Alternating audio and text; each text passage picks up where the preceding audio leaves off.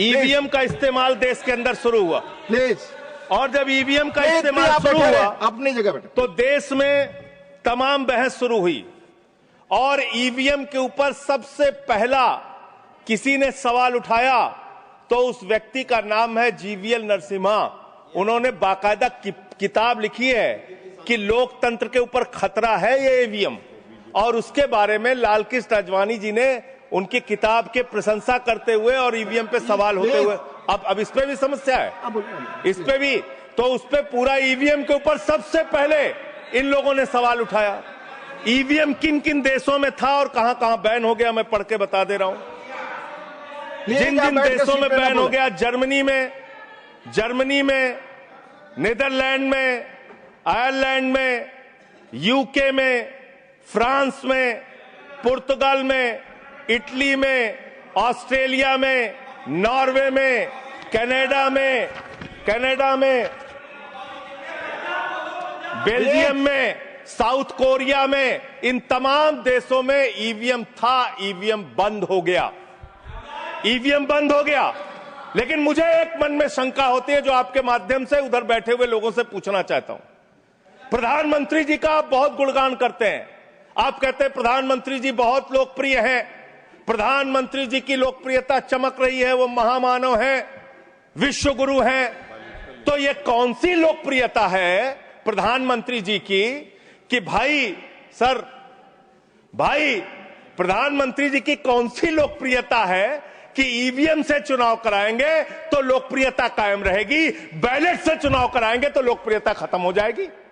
अरे भैया, दोनों में अगर लोकप्रियता कायम है तो बैलेट से चुनाव करा लो, उसमें भी पता चल जाएगा कितने लोकप्रिय है प्रधानमंत्री जी, कितनी लोकप्रिय है भारतीय जनता पार्टी, कितने लोकप्रिय हैं आप लोग, ये आपको पता चल जाएगा।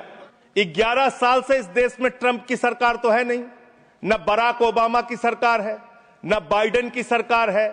यहां पर प्रधानमंत्री नरेंद्र मोदी जी हैं और गृह मंत्री अमित शाह जी हैं।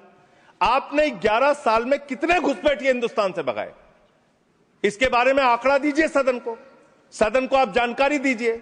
आप बिहार जाते हैं, वहां घुसपैठिया चिल्लाते हैं, झारखंड जाते हैं, वहां घुसपैठिया चिल्लाते हैं, दिल्ली आते हैं, वहां घुसपैठिया चिल्लाते हैं, हरियाणा जाते हैं, वहां घुसपैठिया चिल्लाते हैं, महाराष्ट्र जाते हैं, वहां घुसपैठिया चिल्लाते हैं, आसाम जाते हैं, वहां घुसपैठिया चिल्लाते हैं, घुसपैठिया पकड़ नहीं पाते। यह कौन सा घुसपैठिया है? जहां पर चुनाव होगा वहां आपको घुसपैठिया मिल जाते हैं, आप पूरा चुनाव उसके ऊपर करते हैं। कितने घुसपैठिया बिहार में मिले, इसको बताइए, देश को, इस सदन में बताइए। मैं आपको बताना चाहता हूं मान्यवर, मात्र 315 वहां पर विदेशी नागरिक मिले, जिसमें 78 मुसलमान थे, बाकी नेपाल के हिंदू थे। उसको आप इसलिए आंकड़ा नहीं जारी कर रहे हैं। 65 लाख में सिर्फ 315 मिले, आपकी छाती पे तो सांप लौटने लगा, आपको तो मजा आया नहीं। आप डिटेंशन सेंटर बना रहे हैं उत्तर प्रदेश में। डिटेंशन सेंटर का पता है आपको? कानून, अंतर्राष्ट्रीय नियम।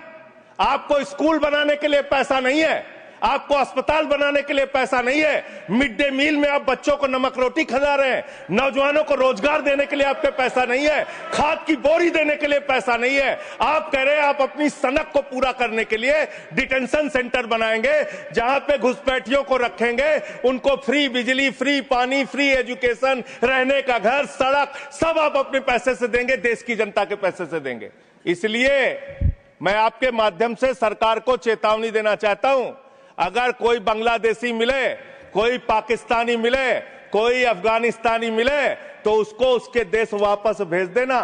हमारे पैसे से उनको यहाँ पे डिटेंशन सेंटर और घर बना के फ्री में बिजली, फ्री में पानी, फ्री में शिक्षा, फ्री में इलाज मत करना। और ज्यादा अगर आपको चिंता हो तो अपने घर के बाहर एक घर बना लेना, वहां रख लेना, अपने घर में रख लेना। हम लोगों का पैसा मत बर्बाद करो अपनी सनक के चक्कर में, अपने सनक के चक्कर में। दूसरी बात, सनक शब्द असंसदीय शब्द ना बोले। नहीं सर, सनक सर क्या क्या बोलते हैं ये लोग, किसको किसको गाली नहीं देते हैं। संसदीय शब्द ही बोलना है, और आपको भी बोलना है सर। बांग्लादेशी घुसपैठिया की ये लोग बात कर रहे हैं। लश्कर तोयबा का आतंकवादी इनके माइनॉरिटी मोर्चा का अध्यक्ष था जम्मू कश्मीर में।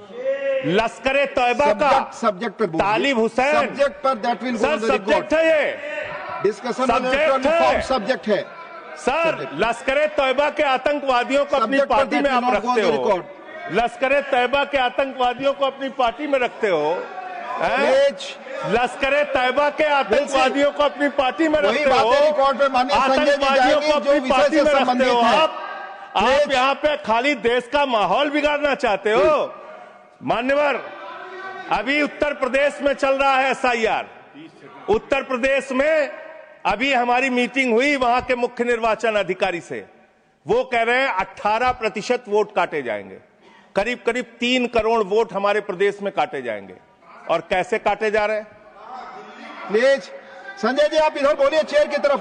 क्या आप जानना चाहते हैं? आप आपस में बहस कराइए सर, उनको खड़ा कीजिए, सर उनको खड़ा कीजिए, बहस कराइए। आप बोले कोई चीज जानते। हमारी मीटिंग हुई सर, हमारी पार्टी के प्रतिनिधि गए, वहां कहा गया 18% वोट काटे जाएंगे। क्या इस सदन की चिंता नहीं होनी चाहिए? उत्तर प्रदेश में आप 3 करोड़ वोट काटेंगे, 3 करोड़ वोट काटेंगे। आपने रामपुर के अंदर एक 80 साल की बूढ़ी महिला, सर मैं मिलने गया, आपको दर्द बताना चाहता हूं, 80 साल की बूढ़ी महिला। बैठ जाइए, बैठ जाइए, बैठ जाइए। आप लोग फालतू बोलते रहते हो। पर ही बोले वही रिकॉर्ड पे लश्कर तैयबा के आतंकवादियों को अपनी पार्टी में रखते हो तुम लोग, कमेंट नहीं कर सकते। लश्कर तैयबा के आतंकवादियों को रखते हो अपनी पार्टी में। सर रामपुर में एक बूढ़ी महिला 80 साल की, उसका नाम है नूर जहां। सदन को उसकी चिंता सुननी चाहिए। उसने अपने 2 बेटे जो कुवैत में रहते हैं उनका फॉर्म भर दिया। उस 80 साल की बूढ़ी महिला नूर जहां के ऊपर मुकदमा हो गया सर, जबकि चुनाव आयोग का नियम कहता है कि अगर कोई आपका हिंदुस्तानी बच्चा विदेश में रहता है, उसका भी मतदाता हिंदुस्तान में वो बन सकता है। मां ने फॉर्म भरा, आपने दर्ज कर दिया। धन्यवाद संजय जी। अरे सर हमारी पार्टी में से, अरे हमारी पार्टी में से 1 मिनट ले लीजिए। ऑलरेडी मेरे पार्टी का समय है, 1 मिनट अधिक दिया सर। मैं दल का नेता हूं, मेरे पास सर, मैं पार्टी का नेता हूं, मेरे पास टाइम है। ऑलरेडी 1 मिनट अधिक दिया टाइम है सर। आपने लिखकर पहले नहीं दिलवाया। तो हम टाइम हमारे में से काट लीजिएगा, हमारे में से टाइम काट लीजिएगा। आप जल्दी बोलिए। 1 मिनट मुझे और दीजिए। आप 1 मिनट में कंक्लूड सर मैं अंत में यही कहना चाहता हूं, आपके इस जोर दबाव के चक्कर में हिंदुस्तान के 35 BLOs अब तक अपनी जान गंवा चुके हैं। ये सदन, अरे कहां मंत्री जी, आपको कैसे पता चलेगा?